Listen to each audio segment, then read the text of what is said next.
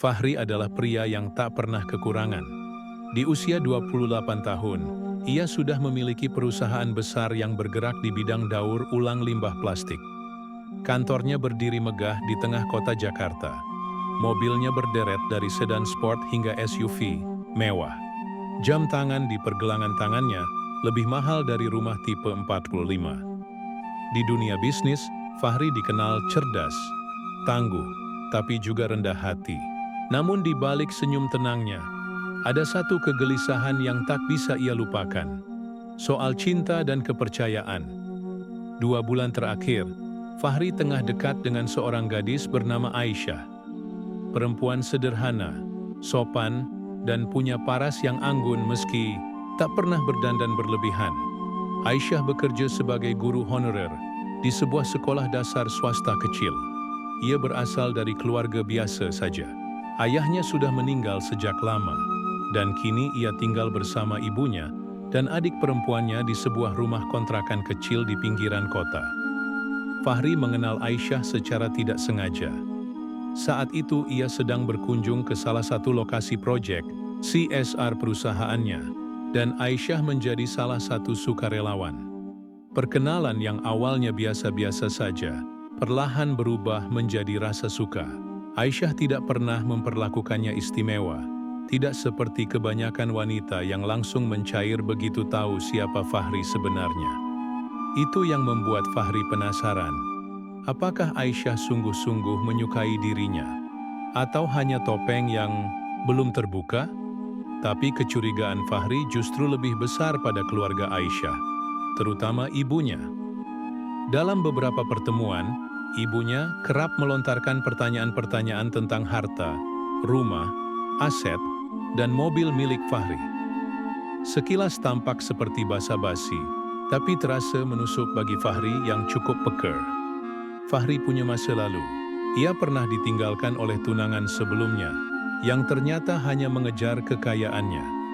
Sejak saat itu, ia bersumpah, jika ia akan menikah lagi, maka perempuan itu harus benar-benar tulus mencintainya, bukan hartanya, bukan statusnya. Satu malam, Fahri duduk di balkon apartemennya yang menghadap kota. Ia menggenggam secangkir kopi dan memandangi lampu-lampu gedung bertingkat. Di dadanya, ada rencana gila yang mulai tumbuh. Aku harus tahu siapa Aisyah sebenarnya, dan keluarganya juga. Kalau mereka hanya mencintaiku karena uangku, maka lebih baik aku berhenti sekarang. Esok paginya, Fahri memanggil asistennya, Tio. Tessa menceritakan rencananya. Aku akan menyamar jadi pemulung. Aku akan tinggal di dekat lingkungan Aisyah. Aku ingin melihat bagaimana dia memperlakukan orang miskin. Apakah dia akan tetap jadi Aisyah yang selama ini aku kenal, atau berubah saat tahu aku bukan siapa-siapa? Tio ternganga. Pak, serius? Menyamar jadi pemulung? Serius. Fahri tersenyum kecil. Aku punya perusahaan daur ulang. Kalau jadi pemulung sebentar, itu ibarat aku menyentuh langsung dari sumbernya. Sekalian nostalgia, dulu aku mulai dari nol. Tio tahu tidak ada yang bisa menghentikan niat Fahri. Kalau sudah memutuskan sesuatu, maka mulailah persiapan dilakukan. Fahri menyewa sebuah kamar kecil di rumah petak dekat lingkungan Aisyah. Ia juga mengumpulkan pakaian kumuh, sepatu rusak, dan topi lusuh yang menutupi sebagian wajahnya. Jam tangannya yang mahal disimpan, diganti dengan jam murahan dari pasar. Di minggu berikutnya, Fahri memulai penyamarannya. Ia membawa gerobak kecil dan berjalan mengelilingi lingkungan tempat tinggal Aisyah. Ia memungut botol bekas, kardus, dan kaleng. Kadang ia pura-pura duduk di trotoar, kadang pura-pura menyapu halaman orang. Semua dilakukan dengan hati-hati dan penuh pengamatan. Pertemuan pertama dengan Aisyah dalam penyamarannya terjadi pada hari keempat. Saat itu Fahri sedang duduk di pinggir jalan dengan peluh menetes dari wajahnya. Gerobaknya hampir penuh. Aisyah lewat sepulang mengajar, membawa beberapa kantong belanja. Mata mereka bertemu. Aisyah menghentikan langkahnya, lalu mendekat. Pak, haus ya? Mau air minum? Tanyanya sambil membuka botol air mineral. Fahri terdiam, bukan karena tak punya kata-kata, tapi karena terharu. "Iya mbak, terima kasih," katanya pelan dengan suara dibuat agak berat. Aisyah tersenyum. "Kalau lewat sini lagi, mampir ya ke rumah saya. Nggak besar, tapi kalau butuh tempat duduk atau sekadar numpang istirahat, boleh kok." Fahri hanya bisa mengangguk, dengan hati yang penuh gejolak. Ia mulai ragu. Jangan-jangan Aisyah memang benar-benar tulus? Tapi perjalanan masih panjang. Dan Fahri belum melihat bagaimana ibunya Aisyah bersikap pada orang kecil seperti dirinya. Penyamarannya baru dimulai, tapi benih-benih rasa haru dan ragu mulai tumbuh dalam hatinya. Hari-hari berlalu, Fahri semakin terbiasa menjalani hidup sebagai pemulung. Ia mulai mengenal tetangga di lingkungan Aisyah, bahkan beberapa anak kecil memanggilnya Pak Kumis, karena ia menempelkan kumis palsu sebagai bagian dari penyamarannya. Setiap pagi, ia mendorong gerobak kecilnya, menyusuri gang sempit dan gang utama, pura-pura mengais sisa botol plastik dari tong-tong sampah. Meski tubuhnya lelah dan bau keringat tak karuan, tapi hatinya penuh semangat. Bukan karena ia menikmati perannya sebagai pemulung, tapi karena setiap hari ia bisa melihat Aisyah dari kejauhan. Kadang saat Aisyah berangkat kerja, kadang saat ia menyiram bunga di halaman kecil rumahnya, yang tidak kalah menarik, Aisyah selalu ramah. Tak pernah satu kali pun ia memandang rendah, bahkan seringkali memberikan makanan atau minuman tanpa diminta. Fahri beberapa kali pura-pura batuk saat lewat depan rumahnya, dan Aisyah dengan ringan tangan langsung keluar membawa air hangat dan permen herbal. Namun tidak demikian dengan sang ibu, Bu Erna. Perempuan paruh baya itu memandang Fahri seperti kotoran yang tak layak diinjak. Setiap kali Fahri duduk di dekat gerbang rumah mereka, Bu Erna akan langsung keluar dan mengibas-ngibaskan sapu lidi. "Pergi sana, jangan duduk di sini. Nanti orang kira rumah saya tempat ngumpul pemulung," bentaknya dengan suara lantang. Aisyah kadang terlihat kesal dengan ibunya, tapi ia tak bisa banyak membantah. Ia hanya berkata, "Bu, jangan begitu. Semua orang sama di mata Tuhan." Tapi Bu Erna tak peduli. Tuhan juga pasti lebih suka rumah bersih daripada orang-orang bau sampah. Fahri hanya bisa tersenyum getir setiap kali diperlakukan begitu. Dalam hati ia mencatat, Ibu Aisyah sangat keras kepala dan materialistis. Tapi Aisyah tetap seperti yang ku kenal, tulus. Hingga suatu sore, suasana berubah lebih dramatis. Fahri sedang duduk di bawah pohon mangga dekat rumah Aisyah, berpura-pura merapikan botol plastik. Tiba-tiba, sebuah mobil sedan hitam mengkilap berhenti di depan rumah itu. Seorang pria muda dengan jas rapi keluar sambil membawa bunga. Fahri menoleh diam-diam.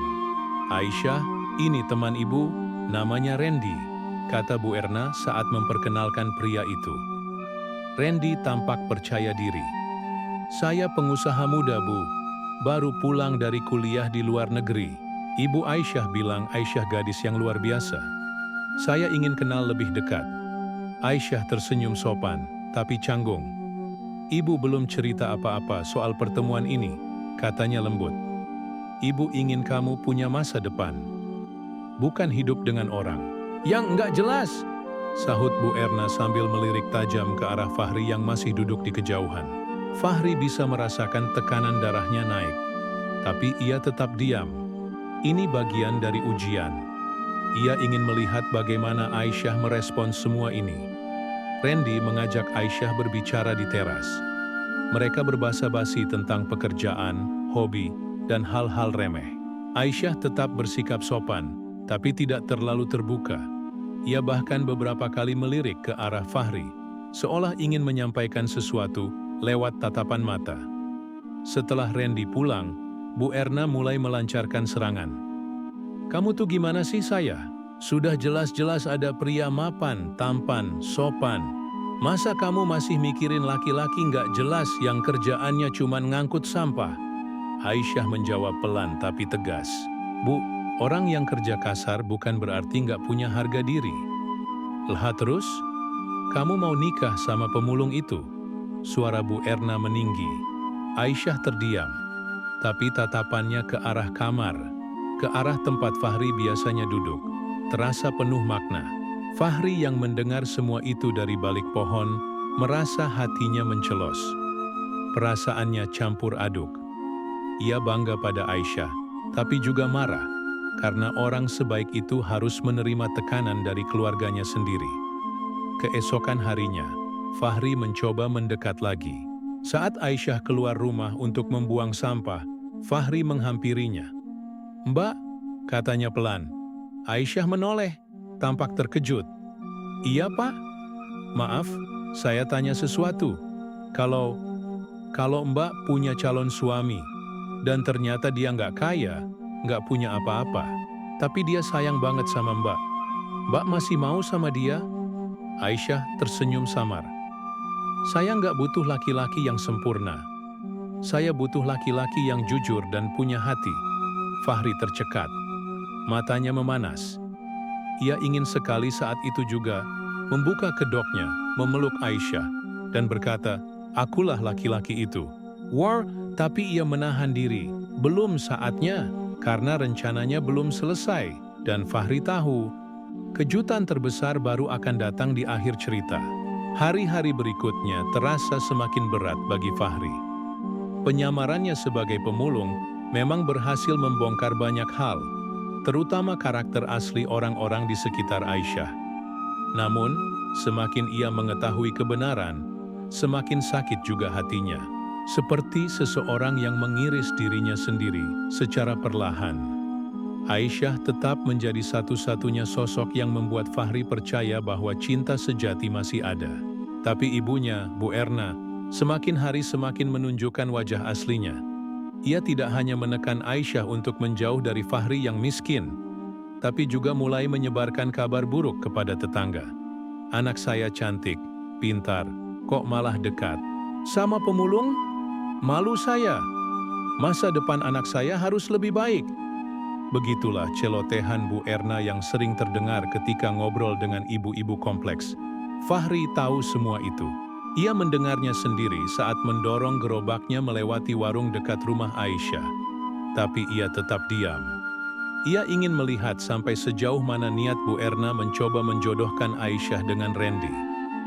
Sampai suatu sore yang mendung, konflik itu benar-benar memuncak. Fahri, seperti biasa, duduk di ujung gang setelah mengumpulkan botol bekas. Badannya lelah, keringat menempel di tubuh, dan tangannya hitam oleh debu. Tiba-tiba, suara gaduh terdengar dari rumah Aisyah. "Aku nggak mau dijodohin, Bu," terdengar suara Aisyah dari dalam. "Kamu keras kepala. Randy itu pilihan terbaik.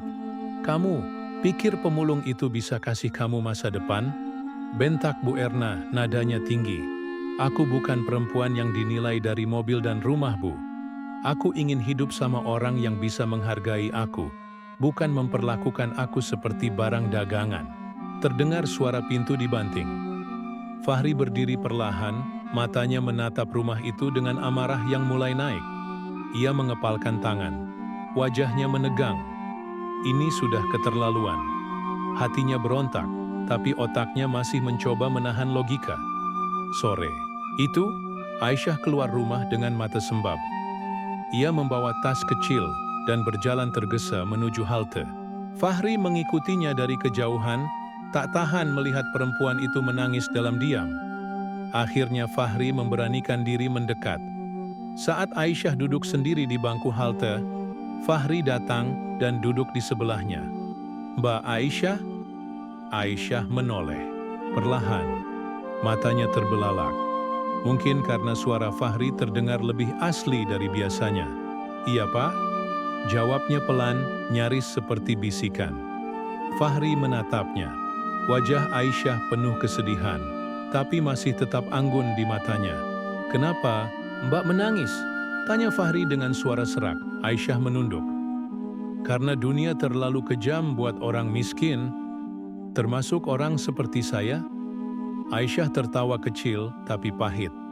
"Bapak masih lebih mulia daripada orang yang pakai jas tapi hatinya kotor." Fahri tak kuat lagi. Ia menatap Aisyah dengan mata berkaca-kaca. Ia membuka topinya perlahan, lalu mencabut kumis palsu dari wajahnya. Aisyah terdiam, napasnya tercekat. Matanya menatap Fahri dengan kebingungan, lalu keterkejutan, dan kemudian air mata. Fahri, suaranya bergetar. Iya, ini aku. Sunyi, hening, hanya suara kendaraan yang lewat dan deru angin dari pepohonan. Aku menyamar saya. Aku nggak tahu cara lain untuk tahu apakah kamu tulus atau enggak. Aku pernah dikhianati dulu, dan aku nggak mau jatuh ke lubang yang sama. Aku takut. Aisyah menangis, tapi bukan karena marah, melainkan karena rasa campur aduk yang tak bisa dijelaskan. Kamu gila, gila banget, bisiknya sambil menutup wajah dengan tangan. Fahri menghela napas panjang. Maafkan aku, tapi sekarang aku tahu, kamu bukan cuma cantik, kamu juga kuat, sabar, dan luar biasa. Aisyah menatapnya. Dan kamu, Fahri, terlalu takut untuk percaya. Tapi, aku ngerti sekarang. Mereka diam, tapi hati mereka berbicara. Beberapa saat kemudian, Aisyah berkata pelan, "Sekarang kamu mau apa?" Fahri menggenggam tangan Aisyah perlahan. "Besok malam aku akan datang ke rumahmu, sebagai diriku yang sebenarnya. Aku akan lamar kamu, dan aku ingin lihat bagaimana ibumu bereaksi." Aisyah menunduk. Ia tahu ibunya pasti akan marah besar. Tapi kali ini, ia sudah siap. Keesokan malamnya akan menjadi panggung drama terbesar. Fahri akan datang dengan mobil mewah, jas rapi, dan sepasang cincin berlian. Ia akan berdiri di depan rumah Bu Erna, bukan sebagai pemulung, tapi sebagai Fahri yang sesungguhnya. Dan di sana sebuah rahasia mengejutkan akan terungkap. Malam itu, suasana di rumah kecil Aisyah lebih sunyi dari biasanya. Langit mendung, dan udara terasa dingin seperti pertanda akan turun hujan. Tapi bukan hanya langit yang mendung, hati Bu Erna juga sedang dipenuhi awan gelap. Ia masih kesal, karena Aisyah terus menolak perjodohan dengan Randy, pria kaya raya yang dianggap cocok untuk mengangkat derajat keluarga. Sementara itu, di sebuah apartemen mewah di pusat kota, Fahri berdiri di depan cermin. Ia memakai setelan jas hitam rapi, dengan dasi abu-abu perak. Rambutnya disisir klimis. Di tangannya, ada kotak kecil beludru berisi cincin berlian, bukan untuk pamer, tapi sebagai simbol keseriusan. Di sampingnya Tio, asistennya yang selama ini ikut menyusun penyamaran gila itu, berdiri dengan senyum gugup. "Pak, beneran yakin mau ke sana? Ibu Aisyah itu serem," bisiknya setengah bercanda. Fahri tertawa kecil. "Aku harus menyelesaikan apa yang sudah kumulai. Malam ini semuanya harus jelas." Mobil hitam dengan sopir pribadi melaju perlahan menuju rumah Aisyah. Di dalam, Fahri memandang keluar jendela, melihat lampu-lampu jalan yang berkelebat. Dalam hatinya, ia menyiapkan diri untuk dua kemungkinan: diterima atau ditolak mentah-mentah. Di rumah Aisyah, tiba-tiba suara klakson mobil terdengar dari luar. Aisyah yang sedang menyapu halaman kecil segera menoleh. Ia tertegun melihat mobil hitam elegan terparkir di depan pagar rumah. Dari dalam mobil, Fahri keluar dengan percaya diri. Setelan jasnya menyala di bawah lampu jalan. Wajahnya bersih, rambutnya rapi, dan senyumnya hangat. Bu Erna keluar dari dapur, mengernyitkan dahi. "Siapa itu? Kok kayak orang penting?" Aisyah tak menjawab.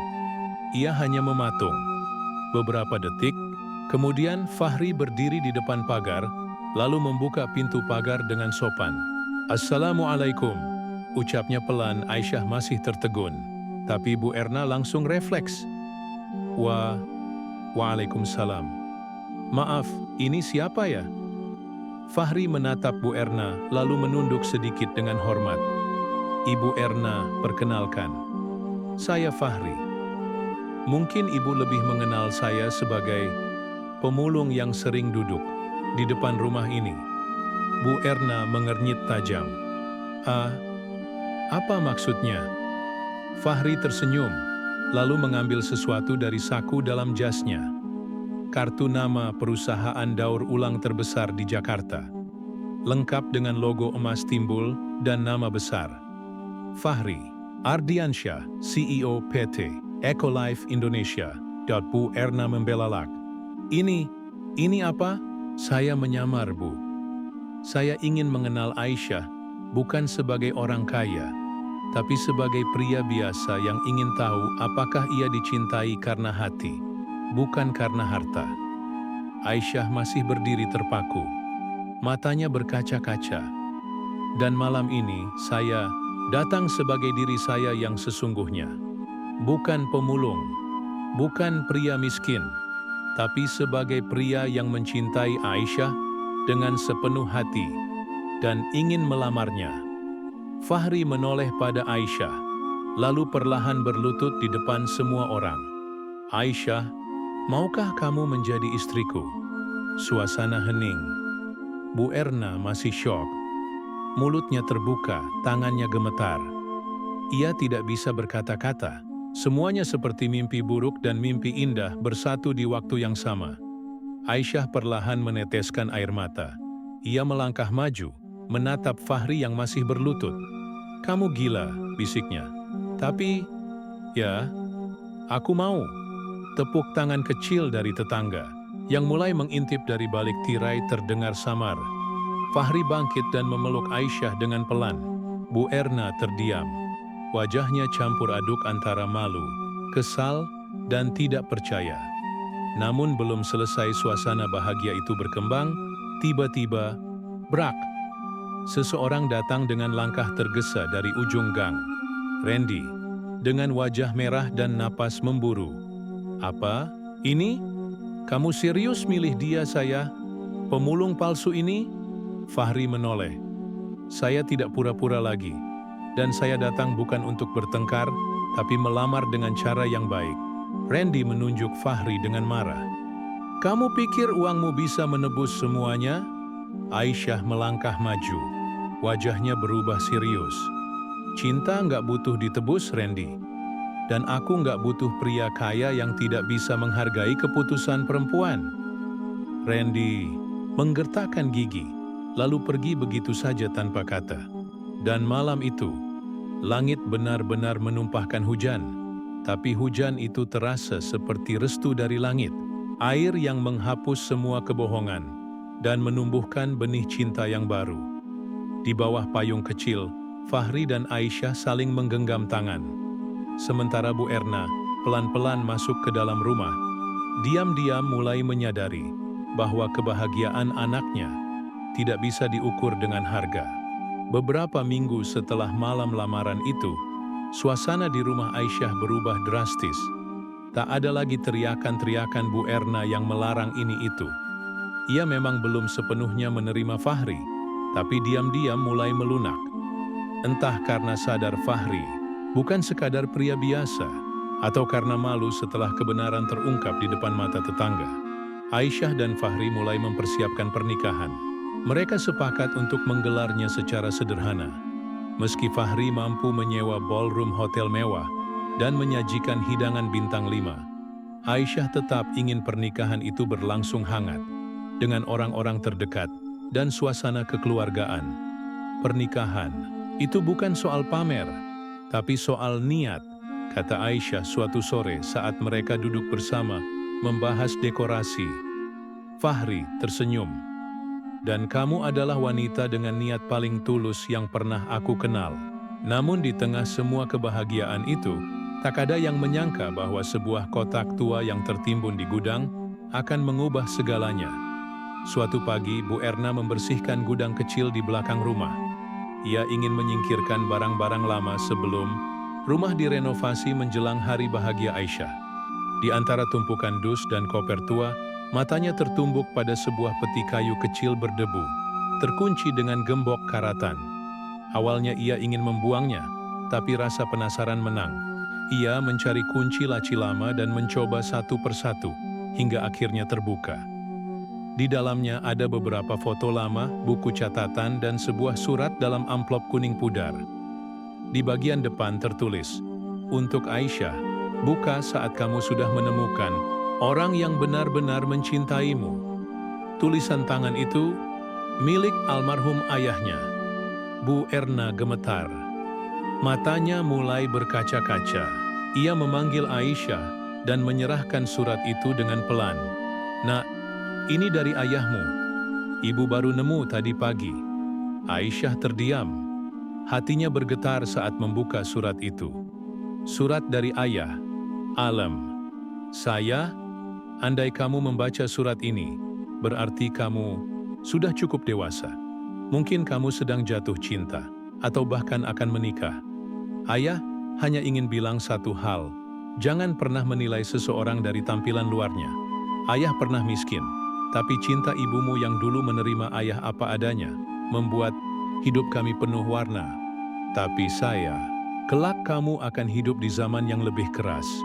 Banyak orang berpura-pura jadi baik, dan banyak orang baik yang terlihat seperti tak punya apa-apa. Jangan tertipu kemewahan, dan jangan menolak kesederhanaan. Kalau kamu sudah menemukan lelaki yang mencintaimu dalam diam, yang mau berkorban tanpa pamer, dan yang menghargai kamu lebih dari dirinya sendiri, pertahankan dia. Mungkin dia bukan pria sempurna, tapi dialah cinta sejati. Salam sayang, Ayah." Air mata Aisyah mengalir pelan. Ia memeluk. Surat itu seakan tak mau dilepaskan. Di sampingnya, Bu Erna mulai menangis. Bukan karena sedih, tapi karena malu. Selama ini, ia lupa bahwa suaminya dulu juga hanyalah pegawai toko bangunan saat mereka menikah. Ia lupa bagaimana dulu ia bisa bahagia meski hanya makan tempe goreng dan teh manis setiap hari. Ia memandang Aisyah dengan mata yang penuh penyesalan. "Nak, ibu salah. Ibu terlalu keras. Ibu cuma takut kamu hidup susah." Aisyah memegang tangan ibunya. "Aku ngerti, Bu.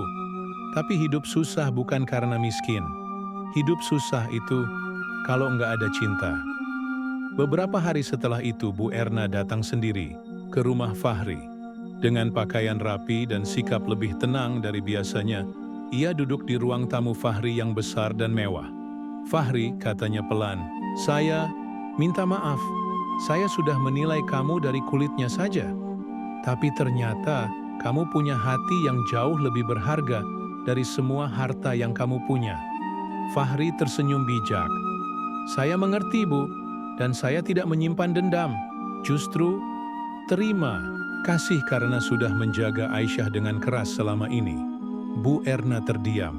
Lalu dengan suara lirih, ia berkata, "Kalau ayah Aisyah masih hidup, saya yakin dia akan bangga melihat pilihan putrinya." Dan begitulah, hari pernikahan pun tiba. Dengan kebaya putih sederhana dan senyum yang tulus, Aisyah melangkah menuju pelaminan. Di sampingnya, Fahri berdiri gagah, bukan lagi dengan gerobak pemulung, tapi dengan hati yang utuh dan terbuka. Pernikahan itu bukan hanya menyatukan dua insan, tapi juga menyatukan dua pemahaman. Bahwa cinta sejati tidak selalu berkilau dari luar. Kadang, justru tersembunyi di balik debu dan peluh. Dan saat dua hati itu bersatu, tidak ada yang lebih indah daripada melihat cinta yang akhirnya didaur ulang menjadi kisah bahagia seumur hidup. Pernikahan Fahri dan Aisyah menjadi pembicaraan banyak orang. Bukan karena kemewahan pesta atau hiasan dekorasi megah, tapi karena kisah cinta mereka yang unik dan menyentuh. Media sosial pun ramai membahas kisah pemulung palsu yang ternyata seorang CEO kaya raya dan wanita sederhana yang mencintai tanpa pamrih. Tapi kehidupan setelah menikah tidak selalu seperti dongeng. Meski cinta mereka kuat, realita tetap menuntut ujian. Dan babak baru kehidupan ini ternyata menyimpan kejutan lain yang jauh lebih rumit. 3 bulan setelah pernikahan, Aisyah mulai menyesuaikan diri sebagai istri dari seorang pengusaha besar. Ia tinggal di rumah mewah dengan pelayan, sopir pribadi, dan jadwal Fahri yang sibuk. Tapi hati kecilnya rindu pada kesederhanaan. Makan malam berdua tanpa gangguan telepon. Berbagi cerita tanpa waktu yang diburu-buru. "Aku kangen kita yang dulu," kata Aisyah pelan suatu malam di meja makan. Fahri menoleh. "Kita yang dulu? Iya, waktu kamu masih pura-pura jadi pemulung. Justru di masa itu, kamu lebih sering ada buat aku. Fahri terdiam. Ia tahu Aisyah tidak sedang mengeluh. Tapi kata-kata itu menusuk seperti peringatan halus bahwa cinta juga butuh kehadiran, bukan cuma janji. Maaf ya saya, aku kejar banyak proyek akhir-akhir ini. Tapi mulai minggu depan, aku stop semua rapat malam. Aku janji, ucap Fahri sambil menggenggam tangannya. Aisyah tersenyum tipis, tapi matanya tetap terlihat cemas. Suatu hari, saat Fahri sedang rapat di kantor pusat, Aisyah mendapat panggilan dari rumah sakit. Ternyata Bu Erna pingsan saat sedang berbelanja di pasar. Tanpa pikir panjang, Aisyah langsung menyusul ke rumah sakit.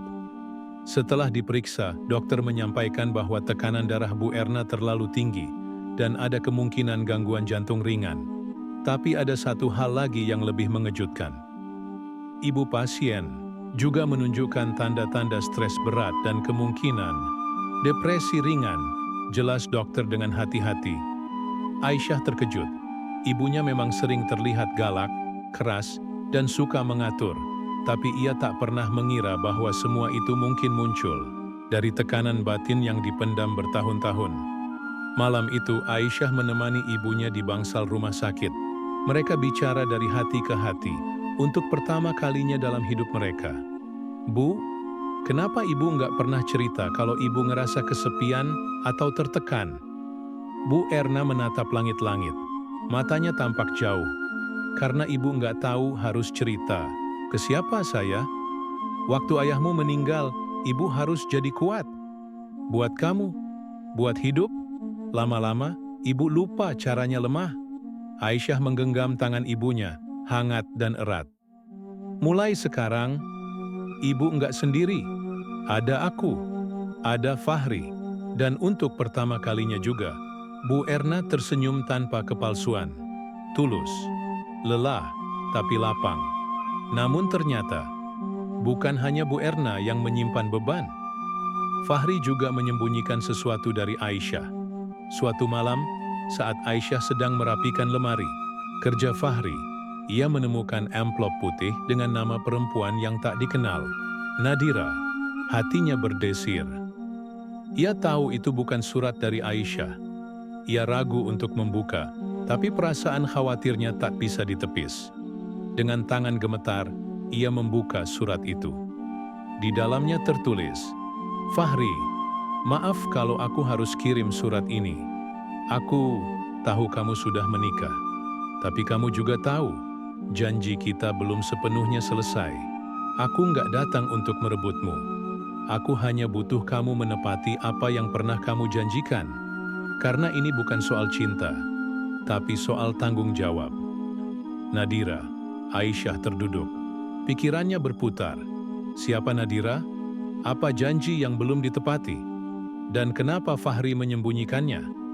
Saat Fahri pulang, Aisyah langsung menunjukkan surat itu tanpa drama. "Aku nemuin ini di laci kamu," katanya pelan. Fahri menatap surat itu, lalu menghela napas panjang. Wajahnya terlihat terkejut, tapi tidak panik. "Aku bisa jelasin." Aisyah menatap tajam. "Jangan bilang ini cuma masa lalu." Karena kalimat terakhirnya bilang ini soal tanggung jawab. Fahri duduk, lalu menatap Aisyah dalam-dalam. "Nadira adalah adik dari sahabatku. Kami janji dulu akan bantu biaya hidup keluarganya setelah kakaknya, sahabatku itu, meninggal saat kecelakaan kerja di proyekku 2 tahun lalu. Tapi aku sempat lupa saya. Aku terlalu sibuk. Dan sekarang dia menagih janji itu." Aisyah terdiam. "Aku nggak pernah punya hubungan khusus sama Nadira. Tapi aku memang pernah bilang akan bantu keluarganya, apapun yang terjadi. Dan aku akan tepati itu." Air mata Aisyah mengalir. Bukan karena cemburu, tapi karena lega. Karena suaminya masih tetap lelaki yang menepati janji, meski harus menunduk di hadapan masa lalu. Beberapa hari kemudian, Aisyah dan Fahri bersama-sama menemui Nadira. Mereka membantu biaya pengobatan ibu Nadira yang lumpuh. dan membuka lapangan kerja kecil di kampungnya. Aisyah menatap Fahri dengan senyum tulus saat mereka berjalan pulang. Di hatinya, rasa cinta tumbuh semakin dalam. "Terima kasih udah nggak berubah, meski kamu udah punya segalanya," bisiknya Fahri menggenggam tangannya. "Aku berubah, tapi karena kamu. Jadi berubahnya ke arah yang lebih baik." Mereka tertawa pelan, diiringi angin senja yang hangat. Karena ternyata, cinta sejati tidak hanya diuji sebelum menikah, tapi justru setelah janji suci diucapkan. Dan mereka lulus dari ujian itu bersama-sama. 3 bulan setelah pertemuan dengan Nadira, kehidupan Fahri dan Aisyah kembali tenang. Kegiatan sosial mereka semakin banyak. Fahri mulai lebih selektif dalam mengambil proyek, dan Aisyah sibuk mengurus rumah sekaligus ikut menjadi relawan di komunitas lingkungan hidup. Namun pagi itu berbeda. Aisyah merasa tubuhnya lemas dan mual. Awalnya ia pikir karena kelelahan, tapi setelah seminggu gejala itu tak kunjung hilang, ia memutuskan memeriksakan diri ke dokter. Di ruang praktik, dokter wanita muda tersenyum hangat setelah melihat hasil tes. "Selamat, Bu Aisyah. Anda hamil 8 minggu. Aisyah terdiam. Jantungnya berdetak cepat. Tangannya spontan menyentuh perutnya. Rasa haru dan bingung menyatu. Ia ingin tertawa, menangis, dan berteriak semuanya sekaligus. Ia langsung menelepon Fahri. Suaranya bergetar menahan haru. "Mas, kita akan jadi orang tua." Di ujung sana, Fahri terdiam sejenak. Lalu terdengar tawa kecil yang segera berubah menjadi suara tercekat. "Alhamdulillah, saya, ini hadiah terindah yang pernah aku terima." Hari demi hari berlalu. Aisyah semakin ceria, kandungannya sehat, dan ia dimanjakan oleh Fahri seperti ratu. Setiap malam Fahri akan memijat kakinya, menyuapi buah, bahkan ikut membaca buku tentang kehamilan. Namun ketika hidup terasa terlalu tenang, kadang badai datang tanpa aba-aba. Suatu malam, Fahri sedang menonton berita sambil menemani Aisyah tidur. Tapi sebuah laporan investigasi di TV membuatnya langsung duduk tegak. Skandal limbah proyek. Sebuah perusahaan besar dituding buang limbah industri ke sungai warga. Tayangan itu menampilkan footage rahasia dari pabrik dan logo perusahaan. Fahri terpampang jelas di truk pengangkut limbah. Fahri langsung menghubungi manajer proyek. "Apa ini beneran truk kita? Siapa yang bertanggung jawab?" Manajernya terbata-bata. "Pak, itu keputusan kontraktor pihak ketiga. Kami serahkan pengangkutan ke vendor lain, tapi mereka ternyata manipulasi data." Keesokan harinya, kantor Fahri dikepung wartawan. Tagar boikot perusahaannya viral di media sosial. Ia bahkan dipanggil ke Kementerian Lingkungan Hidup untuk dimintai keterangan. Aisyah, yang sedang hamil 7 bulan, mencoba tetap tenang. Tapi ia bisa melihat Fahri sangat tertekan. Mata Fahri mulai berkantung, wajahnya pucat, dan ia sering termenung lama tanpa bicara. Suatu malam, Fahri pulang lebih cepat. Ia duduk di samping Aisyah, lalu berkata dengan suara lirih, Aku mungkin harus tanggung jawab penuh di depan hukum." Aisyah terdiam. Ia tahu suaminya bukan penjahat, tapi publik tidak akan peduli siapa yang salah. Semua akan menyalahkan pemilik perusahaan. "Aku nggak takut kehilangan harta saya, tapi aku takut kamu kecewa," kata Fahri pelan. Aisyah menggenggam tangannya, lalu memandang dalam-dalam. "Mas, aku jatuh cinta sama pria yang pernah menyamar jadi pemulung. Bukan karena hartanya. Aku percaya kamu bakal bersih dari tuduhan ini. Tapi kalaupun tidak, aku tetap di sampingmu." Fahri menangis. Untuk pertama kalinya, air matanya jatuh bukan karena lelah atau marah, tapi karena ada seseorang yang tetap memeluknya saat semua orang menjauh. Dibantu tim hukumnya, Fahri menyelidiki lebih dalam. Setelah berminggu-minggu pencarian, mereka menemukan bukti kuat. Vendor limbah telah menyuap beberapa oknum pengawas lapangan untuk menutupi jejak mereka. Semua data ditunjukkan ke publik dalam konferensi pers terbuka. Reputasi Fahri perlahan pulih, tapi ia tidak ingin berhenti sampai di situ. Ia langsung mengganti semua sistem operasional limbah perusahaannya, membuat standar baru yang lebih ketat, dan membuka program audit terbuka yang bisa diakses publik. Aksi beraninya dipuji banyak kalangan. Dari tersangka, ia berubah jadi pelopor, reformasi lingkungan industri.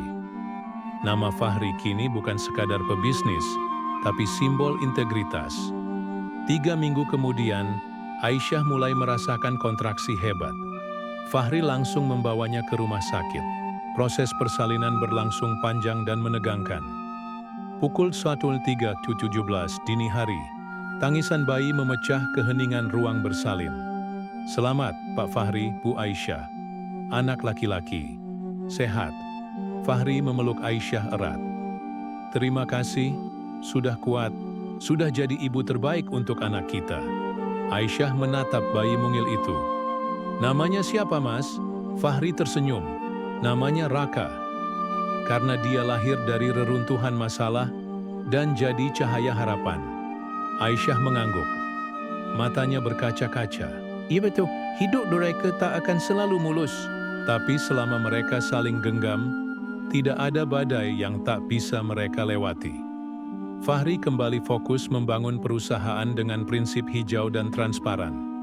Aisyah, selain jadi ibu rumah tangga, juga membentuk komunitas ibu muda yang mendaur, ulang sampah rumah tangga menjadi produk kreatif. Mereka tak lagi sekadar suami istri, tapi tim yang saling menguatkan, saling percaya, dan saling memperbaiki. Karena cinta sejati bukan tentang hidup tanpa ujian, tapi hidup yang tetap berjalan, meski berkali-kali diuji.